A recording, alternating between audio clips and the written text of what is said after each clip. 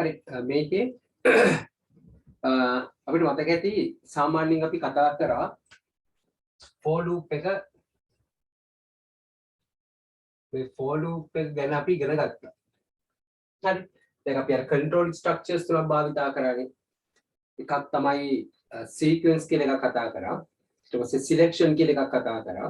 ඊට පස්සේ iteration කියන එකේ අපි for loop එකම කියලා දුන්නා. ඒක කොහොමද පාවිච්චි වෙන්නේ? ඒකේ syntax මොනවද කියලා අපි ඉගෙන ගත්තා. ඒතර අපිට ඉගෙන ගන්න තියෙන්නේ මේකේ මේ for loop එකක් කරා while loop එකට අදාළව මොන වගේ දේවල්ද අපිට දැනගන්න අවශ්‍ය වෙන්නේ කියලා පොඩි දේවල් ටිකක් තියෙන්නේ. නමුත් අර ප්‍රශ්නයක් අහද්දී පොඩි වෙනස්කම් කරලා අපි අහනවා. ඒක නිසා තමයි මේ ටික අවශ්‍ය වෙන්නේ. ක්‍රියා ගන්න මාතෘකාව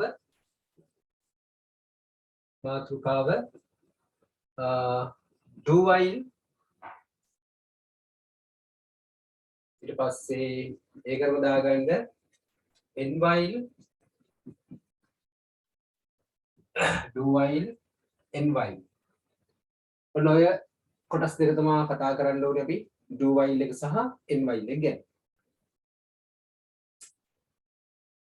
මම ඔයාලගෙන් ඉල්ලන්නේ මෙන්න මෙහෙම දෙයක්. සමහර වෙලාවට මම කෝඩින් එක ඔයාලා ලියන්න කියලා කියපුවාම මේක දිහා බලාගෙන මම ලියපු උත්තරේම ලියන්න නැතුව පුළුවන් නම් මේක ස්ටොප් කරලා නතර කරලා තමන් උත්තරේ ලියලා ඊට පස්සේ බලන්න මම කරන එකත් එක්ක මේ උත්තරේ හරියනවද කියලා. එතකොට තමයි වැඩේ හරියට වෙන්නේ. මොකද මේ වෙලාවේ මම කරන්නේ සාමාන්‍ය දේ කරගෙන යන එක. නමුත් උත්තරේ ඔයාලට පුළුවන් මම ප්‍රශ්නයක් දුන්නාම මේකට අදාළ දේවල් කරලා බලන්න ඒක වෙනවද කියලා. හරි. do while එක සහ end while පාවිච්චි කරන විදිය. ලියාගන්න syntax එක තමයි මේකට අදාළව අපි syntax එකක් ලියනවා මෙන්න මෙහෙම. මේක simple capital එක ප්‍රශ්නයක් නෑ. do while කියලා දාලා එතන අපිට පුළුවන් අදාළ condition එක ලියන්න, අදාළ කොන්දේසිය ලියන්න. ඒ කොන්දේසියට අදාළව අපිට මෙන්න මෙතන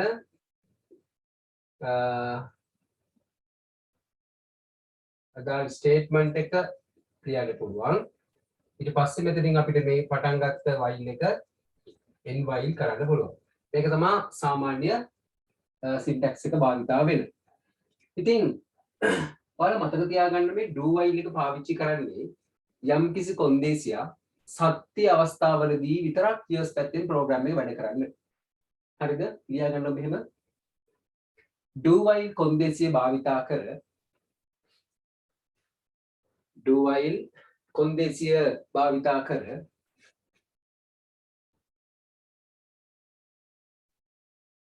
ලබා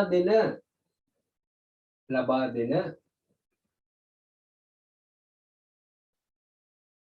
සිදුවීම සත්‍යයි නම් පමණක් ලබා දෙන සිදුවීම සත්‍යයි නම් පමණක් දැන් කොන්දේසියක දාගත්ත කමන්නේ ලබා දෙන කොන්දේසිය සත්‍යයි නම් පමණක්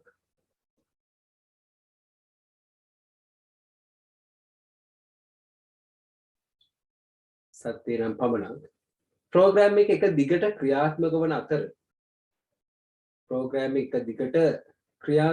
අතර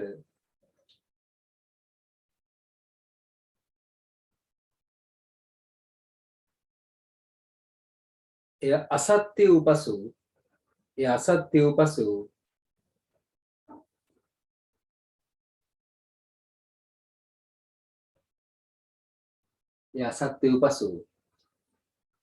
වැඩසටහන ක්‍රියාත්මක නොවේ.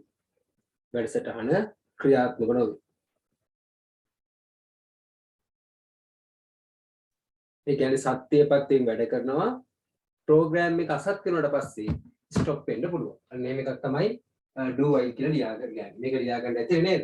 මේකත් ලියාගන්න ඕනේ. හරි. මම මේකට අදාළව පොඩි වැඩසටහනක් පොඩි දෙයක් ඔයාලට කරලා පෙන්නන්නම්. ඒක අපි උදාහරණයක් ලියාගමු. මෙන්න මේ විදිහට ප්‍රශ්නයක් අපි ලියාගන්න පුළුවන්. ලියාගන්න n සමානයි 0යි. ඊට පස්සේ do while n කුඩායි නම් 5ට print කරන්න කියලා කියනවා. ඉන්නරස් කම ඇතුලේ computer කියලා. හරි. ඊට පස්සේ n සමානයි n ධන 1 මෙතනින් පටන් ගත්ත do එක මෙතනින් අපිට n while කරන්න පුළුවන්. දැන් මේකේ කොන්දේසිය තමයි මෙන්න මෙතන තමයි condition එක තියෙන්නේ. දැන් මේ කන්ඩිෂන් එක බලන්න මෙතන n සමානයි 0යි කියලා තියෙන්නේ. මෙතන n සමානයි 0යි. මෙතන ලියලා තියෙනවා do while එක දාලා 5 කියන අගයට වඩා n එක කුඩයිද කියලා බලන්න කියලා කියනවා. දැන් අපි මේ කොන්දේසි සත්‍යයිනේ. මේ n කියන අගේ 0යිනේ. එහෙනම් මෙතන කොන්දේසි සත්‍යයි. ඒක නිසා print කරනවා කම්පියුටර් කියලා. ඒක නිසා කම්පියුටර් කියලා print කරනවා මේ print computer print කියලා කරා. දැන් ඊට පස්සේ කියනවා n එකට එකක් එකතු කරන්නලු. දැනට තියෙන n වල අගයට එකක් එකතු කරන්න. එහෙනම් n වල අගේ දැන් කීයද වෙන්නේ මෙතන? බිංදුවනේ කලින් තිබ්බේ. එහෙනම් එකක් එකතු කරා මෙතන n වල අගේ කීයද? 1යි. එහෙනම් මෙතෙන් ඊළඟට යන්නේ n වල අගේ එකක් කියලා. ආයසරයක් කන්ඩිෂන් එක ආපුවාම ආයසරයක් කන්ඩිෂන් එක true වෙනවා. ඇයි? මෙතන අගේ එකක් වෙලා මෙතන අගේ පහක් වෙලා. එහෙනම් ආයසරයක් කම්පියුටර් කියලා print වෙනවාමයි. ආයසරයක් කම්පියුටර් කියලා print වෙනවා. දැන් ආයෙත් n වලට අගයක් එක දැන් n වල අග එකයිනේ. එහෙනම් n වලට එකක් විතරම දැන් n වල අග දෙකක් වෙනවා. දැන් ආයෙත් කොන්දේසි පරීක්ෂා කරනවා. එතන මෙතන 2යි මෙතන 5යි. ආයෙත් සත්‍යයි. එහෙනම් ආයෙත් කම්පියුටර් කියලා වදිනවා. දැන් මෙතන අග කීයද? 3ක් වෙලා. ඔය කියන ක්‍රමයට කොයි හරි වෙලාවකදී මෙතන අගේ 5 වෙනවා නේද? 1 2 3 4 5 කියලා වෙනවා. මේක තව කොටස් දෙකක් පල්ලෙහාට ගියාම මෙතන අවුට්පුට් එක තව දෙකක් විතර ගිහ ගමන් මොකද වෙන්නේ? අතන අගයත් මෙතන අගය 5 ගිල වෙනස්. එතකොට මේ කොන්දේසිය මොකද වෙන්නේ? අසත්‍ය වෙනවා. එතකොට ප්‍රෝග්‍රෑම් එක ස්ටොප් වෙනවා. ඔන්න ඔහොම තමයි while loop එක වැඩ කරන්නේ. දෙන කොන්දේසිය අසත්‍ය වෙනකන් නැවත නැවත එකම කාර්යය සිදු කරනවා. හරි. මේක ලියාගෙන අර අවුට්පුට් එක ලියාගන්න. මේක ලියාගත්තා අර අවුට්පුට් එක ලියාගත්තා. කරන ගමන් අතර කරගෙන අවශ්‍ය දේවල් ලියදී අරන් යන්න මම සාමාන්‍යයෙන් කියලා දෙනවා. ප්‍රශ්නයක් දුන්නාම ඒ වෙලෙම තමයි. හරි. ඒතර මේ ටික ලියා ගන්න ඕනේ. ඔය ස්ටොප් කරලා බලලා ලියාගෙන ආයෙසෙන් යන ගන්න පුළුවන්. ඔන්න ඔහොම එකක් අපිට පාවිච්චි වෙනවා. මම තව එකක් වගේ පොඩි වෙනසක් කරලා දෙන්නම්. මෙන්න මේ do කියන එක කලින් ලියලා ස්ටේට්මන්ට් එක ලියලා හරි ස්ටේට්මන්ට් එක ලියලා මෙතන loop while එක මෙහෙම එකක් දාලා පොඩි වෙනසක් කරනවා. කන්ඩිෂන් එක අන්තිමයට දෙනවා. කලින් දුන්නේ කොන්දේසිය කලින් දැන් කොන්දේසිය දෙන්නේ පස්සේ. ඒතර මේ ප්‍රෝග්‍රෑම් එක වැඩ කරන්නේ print කරලා ඉවරනාට පස්සේ තමයි කොන්දේසියේ තත්ත්වය හොයලා බලන්නේ. අන්න එහෙම වැඩසටහන. හරි. මේ syntax එකත් ලියාගෙන මෙන්න මේ ප්‍රෝග්‍රෑම් එකත් අනිත් පැත්තෙන් ලියාගන්න. n සමානයි 0යි do ඊට පස්සේ print computer ඊට පස්සේ n සමානයි n ධන 1 ඊට පස්සේ loop while දැන් තමයි අපි කොන්දේසි දෙන්නේ n කුඩයි නම් 5ට කියලා. දැන් ඔයාලට පේනද ඉස්සෙල්ලාම කම්පියුටර් එකේ print වෙනවා. පස්සේ තමයි කොන්දේසිය බලන්නේ. එහෙනම් කලින් එකේ print උනේ 5 පාරයි. දැන් එහෙනම් මේක කී පාරක් print වෙන්න ඕනද? තේරුණේ ඔයාලට? ඒ කියන්නේ මේක කරන්නේ කොන්දේසිය පස්සේ බලන එක. මේ මෙතන කොන්දේසිය අසත්‍යයි. එහෙනම් ඊළඟ print වෙන්නේ මොකද්ද? ඔන්න ඔහොම ක්‍රමයට බලපුවාම දැන් මේකේ පස්වෙනි එක පැනලා කොයි හරි වෙලාවකදී මෙතන 5 කියන එක පැනලා ගියාට පස්සේ කොන්දේසිය අවසානයේ කොන්දේසි චෙක් කරන්නේ. ඒතර සාමාන්‍යයෙන් කලින් එකට එකපාරක් ප්‍රෝග්‍රෑම් එක එකපාරක් රන් වෙනවා. කොන්දේසි කලින් චෙක් කරන්නේ නැති නිසා. හරි. මේකත් ලියන්න පුළුවන් ක්‍රමයක් විදිහට මතක තියාගන්න. හරි. ලියාගන්න වෙන මෙහෙම ප්‍රශ්නයක් ඊට පස්සේ පහලින් ලියාගන්න. 1 සිට 5 දක්වා ඇති 1 සිට 5 දක්වා ඇති 1 සිට 5 දක්වා ඇති නිකිල සංඛ්‍යා මුද්‍රණය කර 1 සිට 5 දක්වා ඇති නිකිල සංඛ්‍යා මුද්‍රණය කර අවසානයේ goodbye ලෙස print කිරීම සඳහා නැත්නම් මුද්‍රණය කිරීම සඳහා අවසානයේ goodbye ලෙස මුද්‍රණය කිරීම සඳහා ගැලීම් සටහනක් සහ ව්‍යාජ කේත කොටසක් ලියා දක්වන්න. ගැලීම් සටහනක් සහ ව්‍යාජ කේත කොටසක් ලියා දක්වන්න. හරි. 1 සිට 5 දක්වා තියෙන සංඛ්‍යා print කරගන්න අඳින්න කියලා කියන්නේ මොකද්ද? flow chart එකක්. හරි. දැන් ඔන්න බලන්න අඳින විදිහ. අඳින්න කියලා කියන්නේ while එක පාවිච්චි කරලා ඊළඟ start එක දැම්මා. ස්ටාර්ට් එක දාලා මෙතන දානවා n සමානයි 1යි මුලින්ම අගයකට මම සමාන කරගත්තා ඊට පස්සේ කන්ඩිෂන් එක මම දානවා is n කුඩායි නම් හෝ සමානයි නම් 5ට දැන් මෙතන කොන්දේසි සත්‍ය වෙලා නේද දැන් n වලගේ අපිට තියෙන එකයිනේ කොන්දේසි සත්‍යයි ඒක නිසා මොකද්ද කරන්නේ years එකේ print කරනවා n එක n එක print කරාම print වෙන්නේ කීයද 1 මේ print කරන්න කියලා n එකනේ එහෙනම් 1 print වෙනවා ඊට පස්සේ අපිට දැන් 1 2 3 4 කියලා ඕනේ එහෙනම් n එකට එකක් එකතු කරනවා එකක් එකතු කරලා මේ කරා යනවා ආයෙත් මෙතනට මේ n එකට එකක් එකතු කරනවා එතකොට මොකද වෙන්නේ n වලගේ ආයතනයක් මෙතෙන්දී n වලගේ දෙකක් වෙනවා ඔය කියන ක්‍රමයට කොයි හරි වෙලාවදී මොකක්ද දෙක ඊට පස්සේ ආයෙ පාරක් ගියා 3 print වෙනවා 4 print වෙනවා 5 print වුණාට පස්සේ ඊළඟ පාරේදී මෙතනගේ 6ක් වෙනවනේ එහෙනම් කොන්දේසිය අසත්‍ය වෙනවා අසත්‍ය වෙච්චාම no කියන තැනට ඇවිල්ලා මොකද්ද print වෙන්න ඕනේ goodbye කියලා print වෙනවා මේ program එක මෙතනින් stop වෙනවා ඔන්න ඔහොමයි ඕක වැඩ කරන්නේ දීලා තියෙන කොන්දේසිය අසත් මේ තියෙන සත්‍ය පැත්ත කොන්දේසිය සත්‍යයි නම් වැඩ කරනවා අසත්‍ය නම් program එක stop වෙනවා මේකට දාලා ව්‍යාජිකේදී ප්‍රශ්නයක් ඇහෙන්නේ අරගම ලියනවා මොකද්ද ලියන්නේ begin කියලා දැම්මා මේ දීලා තියෙන එකම ලියනවා n සමානයි 1යි ඊට පස්සේ while එක දැම්මා while n කුඩායි නම් හෝ සමානයි නම් 5ට මොකද්ද කරන්න ඕනේ print කරන්න ඕනේ n එක print කරා ඊට පස්සේ n සමානයි n ධන 1 නේද ඊට පස්සේ n while ඊට පස්සේ print කරා මොකක් කියලාද goodbye කියලා මෙතනින් end අර ගමන ලියලා තියෙන්නේ මේ මෙතනින් බලන්නකො මේ n සමානයි n ධන 1 n සමානයි n ධන 1 කරාම while එක ඉවරයි n while එක මෙතන දාපු නිසා මේක ආය පාරක් කොහරද යන්නේ මුලට යනවා ඒ නිසා තමයි මෙතන n while කියලා ඊට පස්සේ කොන්දේසි අසත්‍යයි n while එකේ no පැත්තේ goodbye කියලා stop කරනවා හරි ලේසි වැඩක් එච්චර අමාරු නෑ කරන්න පුළුවන් හරි ඔක ලියාගන්න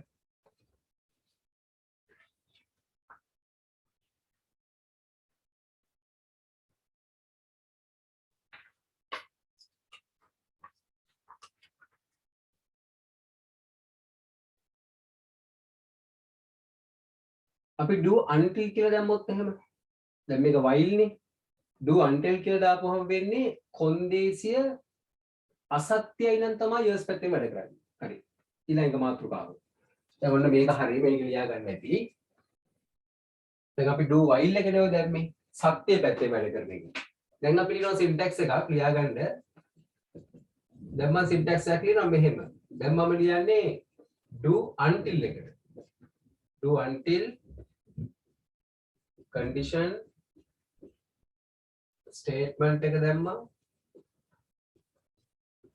statement එක දැම්මා මෙතනින් loop මේකට ලියා ගන්න ඕනේ ලබා දී ඇති කොන්දේසිය අසත්‍ය අවස්ථාවලදී ලියා ගන්න පාන්නේ මේක ලියාගෙන ඉවර වෙලා මේක ලියාගෙන ලියා ගන්න ලබා දී ඇති කොන්දේසිය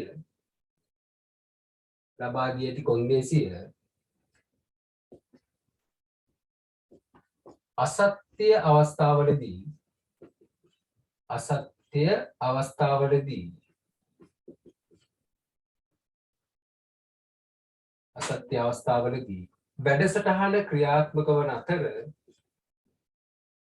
වැඩසටහන ක්‍රියාත්මක වන අතර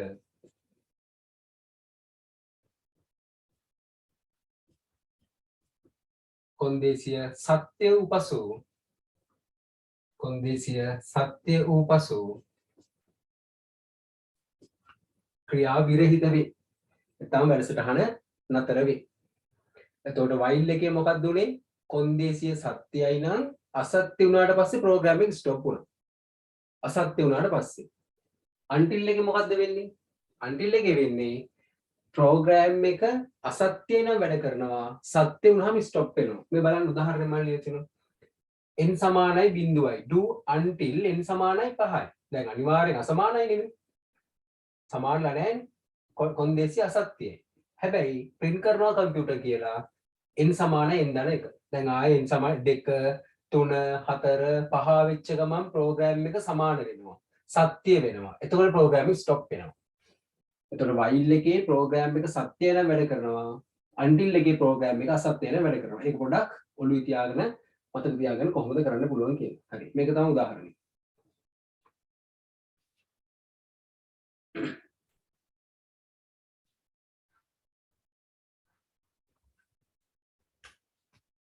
ඔන්න ප්‍රෝග්‍රෑම් එකේ මුල් කොටස් ටික අපේ හරි until එක while එක කොහොමද ඒවල දැන් දීලා තියෙන්නේ කොහොමද කරන්න කියලා.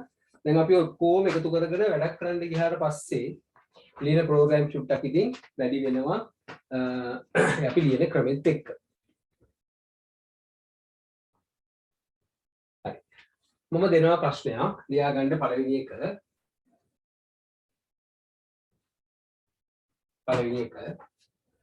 විදුලි ඒකක ප්‍රමාණය ලබාගෙන දැන් මේ ප්‍රශ්නේ දෙන්නේ උඩින්ම දාගන්න.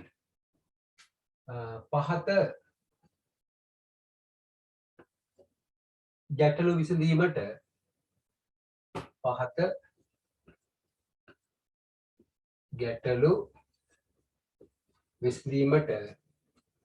ගැලීම්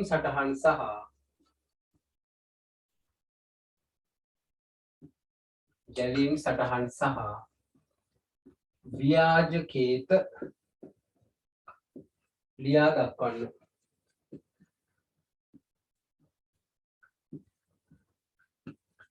ව්‍යාජකේත ලියා දක්වන්න. පහත ගැටලු විසඳීමට ගැලීම් සටහන් සහ ව්‍යාජකේත ලියා දක්වන්න. ඔගේ Python කෝඩ් එක ලියන්න කියලා මම දැම්මම කියන්නේ නැහැ. Python ඉගෙන ගත්ත පස්සේ අපි ලියමු.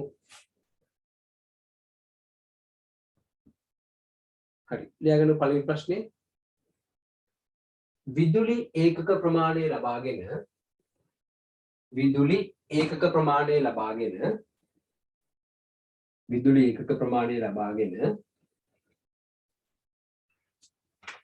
ඒකකයක් රුපියල් 20ට වඩා වැඩි නම්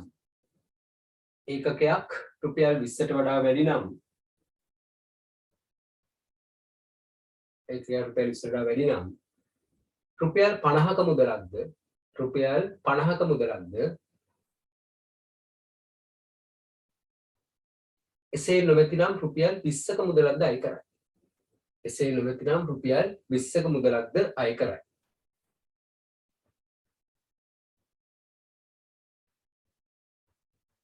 සම්පූර්ණ විදුලි බිල්පත සඳහා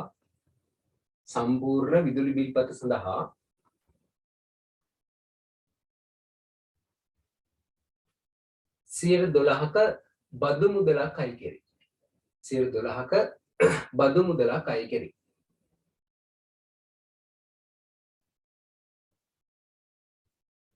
බදු මුදල සමග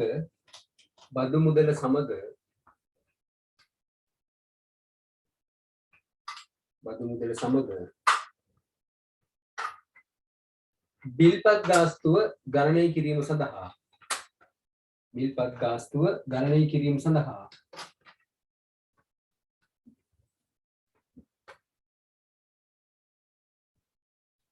ගැලීම් සටහන සහ ව්‍යාජකේතේ ලියන්න. ඉතින් මේවා ලියද්දි කැල්කියුලේෂන් කරන්නේ කොහොමද කියලා පැහැදිලිව තියෙන්න ඕනේ. දැන් මොකද්ද අපිට කියන්නේ? විදුලි එකක ගාන ගන්නලු. විදුලි එකකයක් රුපියල් 50ට විදුලි එකකයක් මොකක්ද මන් දුන්නේ?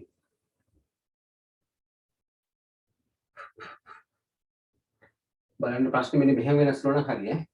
මොකක් වෙනසක් තුන හදාගන්න. විදුලි ඒකකයක් 100ට වඩා වැඩි නම් කියලා දාගමු. 100ට වඩා වැඩි නම් රුපියල් 50ක්ද එහෙම නැත්නම් රුපියල් 20ක මුදලක්ද අය කෙරේ කියලා එන්න ඕනේ. විදුලි ඒකක ප්‍රමාණය 100ක් නම් රුපියල් 100ට වැඩි නම් රුපියල් 50ක්ද එසේ නොමැතිනම් රුපියල් 20ක්ද කියලා තමයි එන්න ඕනේ. එතනින් අහන ප්‍රශ්නේ හරි.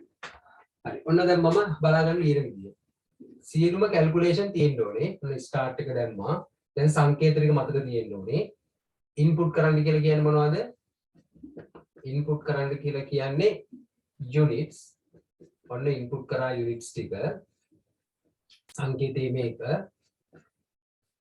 ඊළඟ මොකක්ද ඕනේ ඊළඟට ඕනේ ගත්ත unit ටික කීයට වැඩි නන්ද 100ට වඩා වැඩි නම් 100ට unit ප්‍රමාණය වැඩි නම් decision එකක් වෙන්න ඕනේ වැඩි නම් මොකද්ද years එක total එකට වෙන්න ඕනේ තමයි unit එකක් රුපියල් 20යිලු 100ට වඩා වැඩි නැත්තම් වැඩි නම් years පැත්තෙන් unit එකකට මොකද්ද ගන්න ඕනේ unit එකකට රුපියල් 50ක් මේවා process ඒක නිසා process එකක් ඇතුළේ ලියන්න ඕනේ මේවා process දැන් මොකද්ද වෙන්නේ ඊට පස්සේ ඔන්න 100ට වඩා වැඩි නම් යුනිට් එක රුපියල් 50යි එහෙම නැත්නම් රුපියල් 20යි. දැන් මේ කවුරු කොහොම ගත්තත් 112ක බදු මුදලක් තියෙනවනේ. ඔන්න මම ඒක හදනවා. එහෙනම් සම්පූර්ණ බිල් ටැක්ස් එක සමානයි. ටැක්ස් එක සමානයි. ටෝටල් එකෙන් 100ට කීයද 12ක් ගන්නවලු.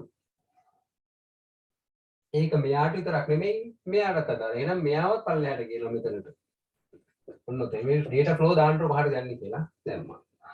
ඊට පස්සේ මොකද්ද බිල් එක හදන්නේ කොහොමද? බිල් එක සමානයි මෙතන ටැක්ස් එකයි මෙතන ටෝටල් එකයි දෙකම එකතු වෙන්න ඕනේ. ටෝටල් එකට ටැක්ස් එක එකතු වෙන්න ඕනේ. ඔන්න දෙන්නම එකතු කරා. අවසානයේ ඩිස්ප්ලේ කරා මොකද්ද බිල් එක. ඔන්න ඔහොමයි හදන්නේ මේ හරි ලේසි අවුට්පුට් එකක් ඈ. ඊට පස්සේ මෙතනින් ප්‍රෝග්‍රෑම් එක ස්ටොප් කරා. ඒක මහා ලොකු දෙයක් නේ. ඔන්නම යන්නේ. දැන් මේක ව්‍යාජකයේද ලියන්නේ කොහොමද? ඕක දිහා බලන්න ලියන්න පුළුවන්. මේක දිහා බලනම ලියනවා මේ. ස්ටාර්ට් එකට begin කියලා දැම්මා. ඉන්පුට් කරා මොනවද? units. ඔය ටිකමයි ලියන්නේ. ඊට පස්සේ if එක දැම්මා. if එක දාලා ලියනවා. unit වැඩි නම් 100ට unit 100ට වැඩි නම් මෙයා යටතේ තියෙන years එක years එකේ ලියනවා මොකද්ද total එක සමානයි unit එක ගුණ කිරීම 50 කියලා. හරිද?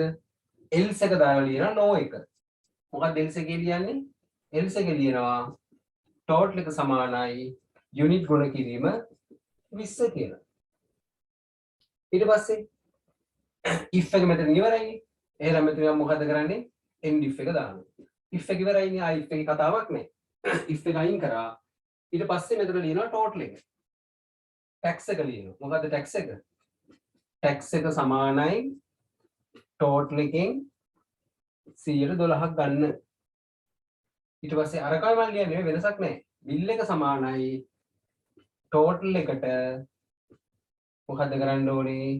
tax එක එකතු කරන්න. total එක tax එක එකතු කරන්න. ඊට පස්සේ display කරනවා bill එක. display bill. programming මෙතනින් ඉවරයි. මෙතනින් අපි end කරා. මෙතන පටන් ගත්ත if එකක් ලිව්වොත් එහෙම අපි දැනගත්තනේ කලින්ම ඒක කියනවා if එක කොහොමද පාවිච්චි කරන්නේ කියලා. if එක දාපුවාම සාමාන්‍යයෙන් end if එකක් ඕනේ. if දෙකක් තියෙනවා end if දෙකක් ඕනේ. මෙතන එකයි තියෙන්නේ. ඒක if එකයි ඉතින් එහාට ලියාගෙන කියනවා. ඔන්න ඔහමයි ඔය ප්‍රශ්නෙට උත්තරේ හදන්නේ. එච්චර අමාරු නෑ කියලා තියෙන එක තමයි අපි කරන්න ඕනේ. ඒතකොට ලේසියෙන් උත්තරයක් හදන්න පුළුවන්. හරි. ඔකත් ලියාගන්නකො පැහැදිලිව.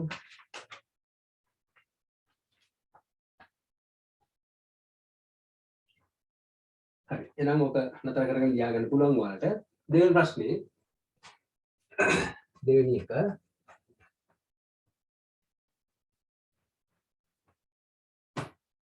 ලියාගන්න විදුලි ඒකක ප්‍රමාණය ලබා ගන්න.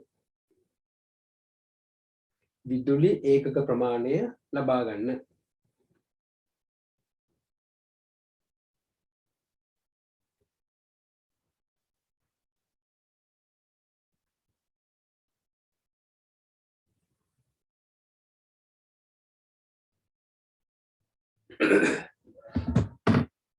හරි. ඒකක ප්‍රමාණය 50ට වැඩි නම් රුපියල් 20ක මුදලක්ද?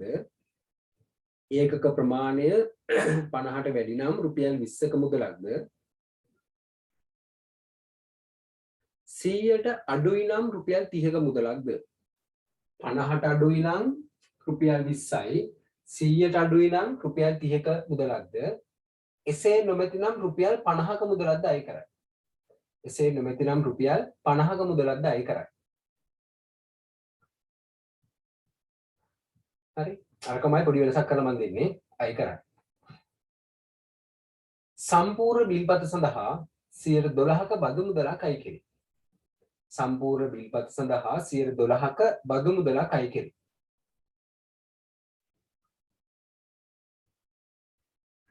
බදු මුදලක් අය කෙරේ. බදු මුදල සමග බිල්පත් ගාස්තුව බදු මුදල සමග බිල්පත් ගාස්තුව බදු මුදල සමග බිල්පත් ගාස්තුව රුපියල් 1000ට වඩා වැඩි නම් රුපියල් 1000ට වඩා වැඩි නම් රුපියල් 1000ට වඩා වැඩි නම් 5%ක වට්ටමක් හිමිවේ. වැඩි නම් 5%ක වට්ටමක් හිමිවේ. එන බිල්පත ගණනය කිරීමට ව්‍යාජකේතේ සහ ගැලීම් සටහන නිර්මාණය කරන්න. ව්‍යාජකේතේ සහ ගැලීම් සටහන. හරි. කලින් එක වගේමයි මට බෝඩ් එක චුට්ටක් මගේ මම උඩින් අඳිනවා පුත්පරිම එයා බැරරෝ මම එහා පැත්තට ගන්නවා. හරි. ස්ටාර්ට් එක දැම්මා. ඉන්පුට් කරන්න කියන්නේ යුනිට් එකමයි. යුනිට්ස් ඉන්පුට් කරා. ඊට පස්සේ මොකද්ද කරන්නේ? යුනිට් එක if එක දාලා ඊට පස්සේ ලියනවා මොකද්ද? යුනිට්ස් ගාන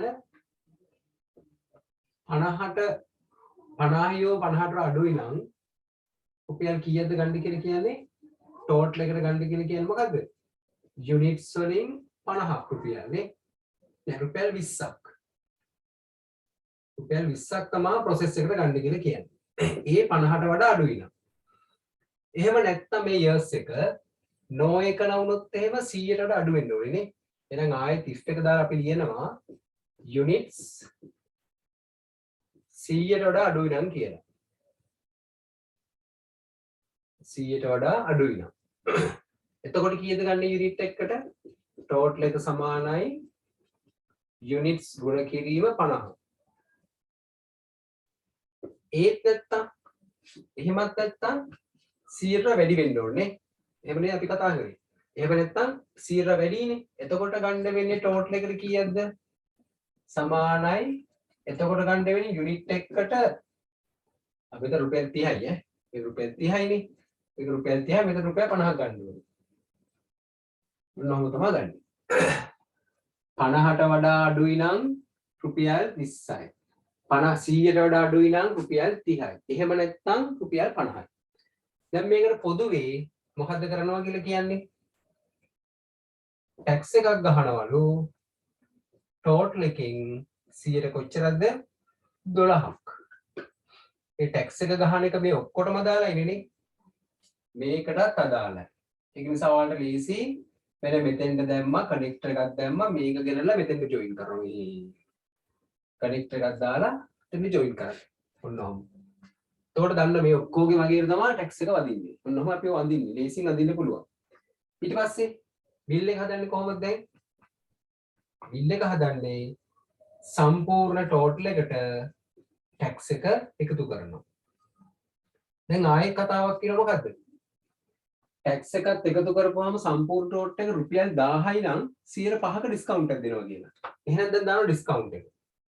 දැන් දාන්න මෙහෙමද? if එක දාලා දානවා බිල් එක 1000ට වඩා වැඩි නම් නේ ලේසි මේවා පේනවනේ නැදගෙන යන්න තියෙන්නේ. බිල් එක 1000ට වඩා වැඩි නම් මොකක්ද දාන්න ඕනේ? if එක දාලා දානවා නෑ 1000ට වඩා වැඩි නම් මොකද කරන්නේ? ඩිස්කවුන්ට් එකක් දෙනවා බිල් එකෙන් කොච්චරද 100ට 5ක් ඩිස්කවුන්ට් එකක් දෙනවා 100ට 5ක් දැන් 1000ට වැඩි නම් නැත්තම් ඒක වෙනම කතාවක් තියෙන්නේ එයා 1000ට වැඩි නැත්තම් කෙලින්ම එයා බිල් එක දෙන්න ඕනේ 1000ට වැඩි වුණොත් තමයි ඩිස්කවුන්ට් එක එයාට හම්බෙන්නේ එහෙනම් මේක ඊට පස්සේ කෑල්ල මොකද වෙන්නේ සම්පූර්ණ ටෝටල් එකෙන් මොකද්ද වෙන්න ඕනේ සම්පූර්ණ ටෝටල් බිල් එකට මොකක්ද වෙන්න ඕනේ? ටෝටල් බිල් එක සමාන වෙන්නේ දැනට තියෙන බිල් එකෙන් ඩිස්කවුන්ට් එක අඩු වෙන්න එපේ. නේද? සම්පූර්ණ ටෝටල් බිල් එකෙන් දැනට තියෙන බිල් එක අඩු වෙන්න එපේ ඩිස්කවුන්ට් එකට. ඒකත් හදාගන්න. දැන් ඔන්න ඊට පස්සේ අපිට පුළුවන් මෙතනින් ඩිස්ප්ලේ කරන්න බිල් එක මෙතනින් ඉවරයි. ඩිස්ප්ලේ කරනවා බිල් එක. ඔන්න මෙතනින් ඔයාලා මෙතනින් ප්‍රෝග්‍රෑම් ස්ටොප් කරන්න මට ඒක ලියන්න මදියි. ස්ටොප් කරන්න. දැන් නෝ වුණොත් එහෙනම් මොකද්ද වෙන්නේ? නෝ වුණොත් එන්නේ ඩිස්ප්ලේ කරනවා බිල් එක කියලා මෙන්න මෙතෙන්ට ෆ්ලෝ එක ගේන්න ඕනේ මේ. දැන් මෙයා 18ට වඩා වැඩි වුණ නැත්නම් මේ ටැක්ස් එකක් වදින්නෙත් නෑ මොකුත්ම නෑනේ. එයාවත් මෙහෙම ගෙනලා කලික් කරනවා කොතනද? මෙන්න මෙතනට. ඒකල ප්‍රෝග්‍රෑම් එක මෙතන පල්ලෙහෙන් ස්ටොප් කරා නම් හරි. ඔන්න ඔහොමයි ඒ ෆ්ලෝ chart එක අඳින්නේ. ඉතින් එච්චර මං හිතන්නේ එහෙම අමාරු කැලි තියනවා කියලා. අර කියලා තියෙන දේවල් ටික බලාගෙන කරා නම් අපිට ප්‍රශ්නයක් නෑ. ඔන්න ඔහොමයි ඒක අඳින්නේ. දැන් මේකට දාලා මොකද්ද කරන්න ඕනේ? ව්‍යාජිකේතය. හරි. මේක ස්ටොප් කරලා ඉඳගන්න මම ව්‍යාජිකේතය ලියනවා.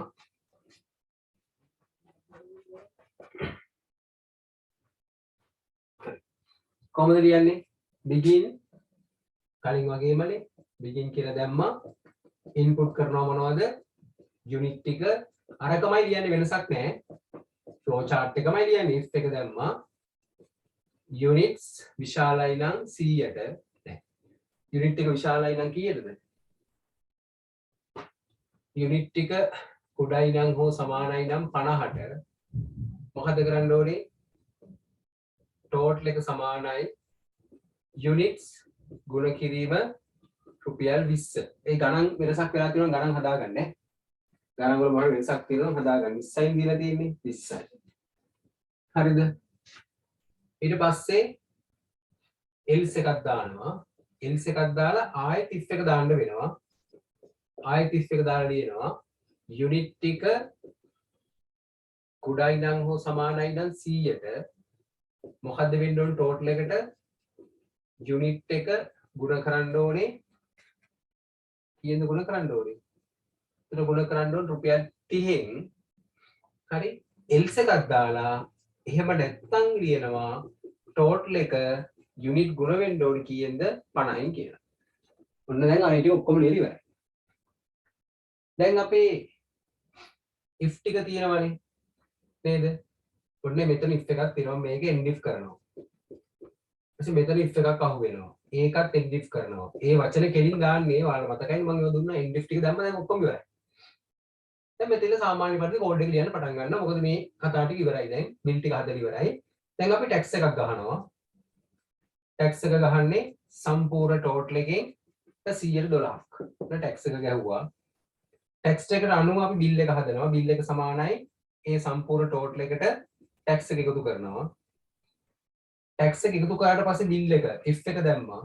bill කීයට වැඩි නන්ද? 18 වැඩි නම් then මේ මෙතන if එකට පස්සේ මේ හැමතැනම then එකක් ඕනේ. මට කලින් කිය අමතකුණා. then කලින් එකෙත් මම දැම්මේ නෑ දාගන්න ඕනේ then එක දාගන්න ඕනේ then අමතකුණා. ඒ then එකට පස්සේ තමයි යාගේ EOS පැත්ත ලියන්නේ. then මොකද්ද වෙන්න ඕනේ? discount එකක් දෙනවා. කීයක්ද? 100ට 5ක. calculation ලිව්වත් කමක් නැහැ. එහෙම discount එක දෙනවා. else එක දාලා ලියනවා මෙයා 18ට වඩා වැඩි වුණොත් discount එක දෙන්නේ. නේද? එහෙම නැත්නම් එයාට discount එකක් දෙන්න අවශ්‍ය නැහැ. 18ට වැඩි වුණොත් discount එකක් දෙනවා. 18ට වැඩි වුණොත් discount එකක් දෙන්නේ නැහැ. ඔක උතනින් ඉවරයි. එහෙනම් මෙතනින් අපි end if එකකුත් දානවා. දැන් ඊළඟ ලියන්නේ මේ end if එකත් එක්කම කෙලින් ලියන්න ඕනේ. මම මේ පැත්තෙන් ලියන්නම්. මේ end if එකත් එක්කම කෙලින් ඉතුරු ටික ලියනවා. දැන් total bill එක හදනවා කොහොමද? bill එක සමානයි discount එක අඩු කරන්න ඕනේ. bill එකෙන් discount එක අඩු කරනවා. ඊට පස්සේ මොකද්ද වෙන්නේ? display වෙනවා total bill එක. ඊට පස්සේ මෙතන මේ program එක end වෙනවා. ඔන්න ඔහොමයි ඔකට program එක ලියන්නේ. හරි. එච්චර අමාරු මොකක්වත්ම නැහැ. හරි. ලියන්න පුළුවන් කිසිම ගැටලුවක් නැතුව program ටික. දැන් මට මෙතනින් එහාට මම මේක කරන්නයි හේතුව දැන් ඔයාලට වැඩ ටිකක් දෙන්න තියෙනවා. ඊළඟ දවසේ කවදාද අඟහරුවාදට කලින් මේ වීඩියෝ එක බලලා ඉවර වෙලා මම දැන් ලෙසන් ටිකක් කරලා මට දාන්න ඕනේ. ඒක තමයි මට කරන්න පුළුවන්. නැත්නම් මම දන්නේ නැහැ. ඒ නිසා මේ සම්පූර්ණ ටික මේක ලියාගෙන ඉවර වෙලා හොඳට කියව ගන්න මම මේකට දාලා තව එක්සර්සයිස් දෙක තුනක් ඔයාලට දෙනවා. ඒ ටික දිහා බලාගෙන ලියන්න බලන්න. එතකොට බලමු කොහොමද මේ ප්‍රෝග්‍රෑම්ස් ලියන්නේ, කොහොමද මේ දේවල් හදන්නේ කියලා. හරි. මම තව මේකට අදාළ ප්‍රශ්න පහක් විතර දානවා. ඔයාලට මේක කියවලා මේ ටික හොඳට අධ්‍යයනය කරලා ඉවරලා ප්‍රශ්න පහක් මට කරලා එවන්න. එතකොට මම ඔයාලට ඉතුරු කොටස එදාට අඟහරුවාදා වෙද්දී මේ ටික කරලා ඉවර කරන්න ඕනේ. දැන් කල් තියෙනවනේ ගෙදර ඉන්නේ ඉස්කෝලේ යන්නේ. එතකොට කරලා ඉවර කරලා මට එවන්න ඕනේ හැකි ඉක්මනින්. එතකොට මට පුළුවන් ඉතුරු ටික කරන්න. හරි. එහෙනම් මේ වීඩියෝ බලලා අවසන් කරගන්න නෝට් ටික හදාගන්න පිළිවෙලට.